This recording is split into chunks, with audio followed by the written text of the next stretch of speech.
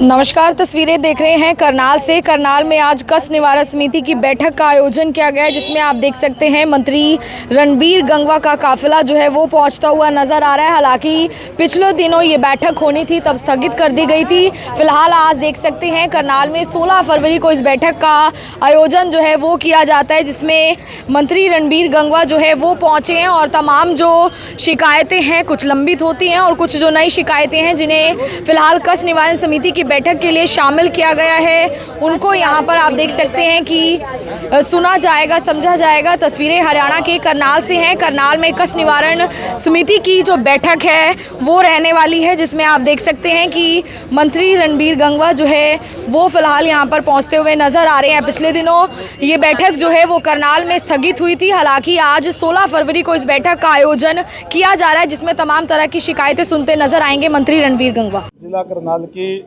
मासिक grievances meeting थी, जिसके अंदर हमारे विधायक जी, मेयर, जिला प्रधान और सारे अधिकारी ने बैठ करके मीटिंग ली है, जिसमें टोटल 13 शिकायतें रखी गई थी।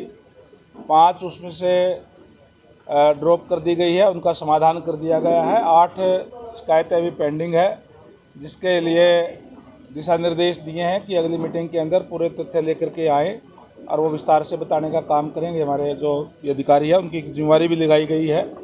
ये हर महीने हम बैठक करते हैं ताकि लोगों की जन सुनवाई करके उनकी समस्याओं को दूर किया जा सके। ये हमारी सरकार की प्राथमिकता है कि हर ज़िले के अंदर कहीं मंत्री, कहीं हमारे सीएम साहब भी खुद जाते हैं। अलग अलग ज़िलों के अंदर ड्यूटियाँ लगाई हुई है, जो विधायक और हमारे सारे बैठ करके उनकी समस्याओं को दूर करने का काम करते हैं। सारे अधिकारी मौके पर उसका निपटारा करते हैं और कोई पेंडिंग रह जाती है उसको आगे हम उसका मंगा करके उसको आगे पेंडिंग उसका समाधान करने का काम करते हैं।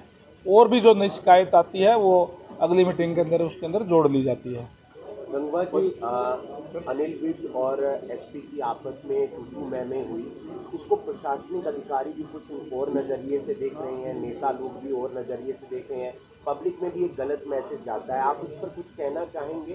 देखिए, कोई भी बात को अगर तोड़ मरोड़ के अगर पेश की जाएगी तो उसका गलत जाता है, सारा पता है। माननीय अनिल जो मैंने भी देखा है, उन्होंने यही दिशा निर्देश दिए थे कि जो कम्पिटेंट अथॉरिटी है उसको लिख दिया जाए, तो उसमें कोई गलत नहीं है। गलत क्या है उसमें?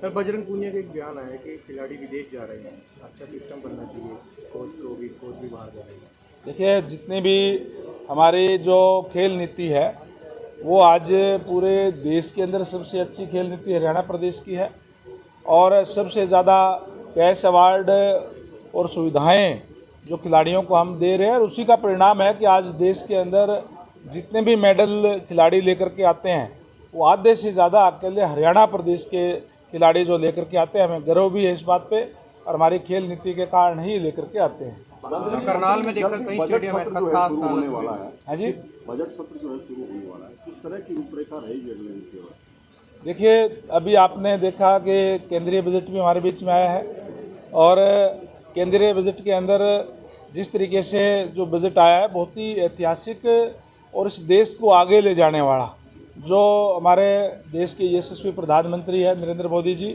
उनका जो विज़न है कि 2047 के अंदर जब देश आज़ाद होगा तो विकसित राष्ट्र हमारा होना चाहिए, और उसी विज़न के साथ केंद्रीय बजट आया है जिसमें युवाओं के लिए भी विशेष प्रावधान रखा गया है। इसी तरीके से नायब सैनी जी के नेतृत्व के अंदर आज हमारा हरियाणा प्रदेश लगातार विकास की गति लगातार तेज़ी से चल रही है, और जो बजट आएगा वो भी अंत्योदय को राहत देने वाला, मिडिल क्लास को भी राहत देने वाला और इस प्रदेश को और आगे ले जाने वाला बजट जो है वो लेकर के आएंगे। जो माननीय हमारे सीएम साहब है, वित्त मंत्रालय भी उनके पास है। 20 तारीख से बजट सेशन शुरू होगा। 20 तारीख को जैसे आपको पता ही है कि महामहिम राज्यपाल जी का अभिभाषण होता है और वो उस पर चर्चा होने के बाद में माननीय सीएम साहब बजट पेश करने का काम करेंगे। गंगवा जी, जितेंद्र हुड्डा कहते हैं कि नायब सिंह सैनी कभी बिहार पर ध्यान देते हैं, आजकल पंजाब पर दे रहे हैं, हरियाणा पर वो कम ध्यान दे रहे हैं। देखिए, नायब सैनी जी के नेतृत्व में लगातार हरियाणा आगे बढ़ रहा है और आज हमारे सीएम साहब नायब सैनी जी एक ऐसे नेता है जो ग्रास रूट से जो लोगों से मिल करके लोगों की समस्याएं रात को 12-12, 1-1 बजे तक वो समस्याएं सुनने का काम करते हैं और सुबह 5 बजे खड़े होकर के फिर लोगों से के पास खड़े होते हैं।